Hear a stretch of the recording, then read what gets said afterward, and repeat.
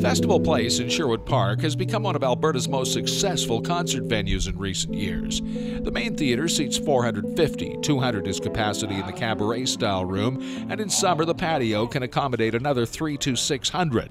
They're generally sold out for roots, folk, world beat, and retro acts. It hasn't always been this way. Those first few years were really quite miserable. People worked ridiculous hours and everything else. It was a charity that ran the building. And we were able to turn it around, but it was certainly a group effort.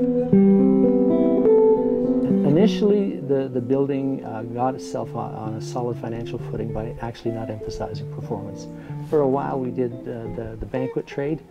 We did a dozen shows a year, and the rest of it was rental. Gavin Farmer's been in charge there 17 years. Began at Festival Place as a fundraiser. Later, government grants helped turn it around. We went from something like 30 shows a year to 60 to 70 to 80. And that all came out of that critical little bit of funding. It was sort of the critical mass that allowed us to take the big step towards being a more ambitious presenter and a producer, because we also produce our own shows. Ron Smith oversees house audio. Everything is built with an eye towards sound, and they have people that come in here and tune the rooms too.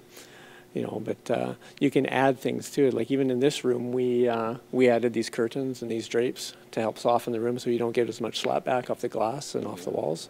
So this area was originally intended for banquets solely. And in the last 5 years, we've decided that we wanted to increase the number of productions we were doing in a year. And the easiest way to do that was to take it out of commission as a banquet space and turn it into a show space. Performers Jesse Winchester to the tenors to Amos Garrett to radio acts like the CBC Irrelevance Show love performing there. Some of the bigger performers who have, well-established careers, they can bring in their own sound guys with all their own equipment also, and we'll just integrate that into our system. But we were lucky enough to get a Canada Heritage grant about a year and a half ago, and we have brand new soundboards, brand new monitors, brand new mics. So it all helps and it feels good. And now Festival Place enjoys a mail-out database of 25,000 people. Some prefer outdoor concerts there. Out here, we have the summer series. It's called the Qualico Patio Series. Oh, yeah. We started it 15 years ago, almost the second year I was here.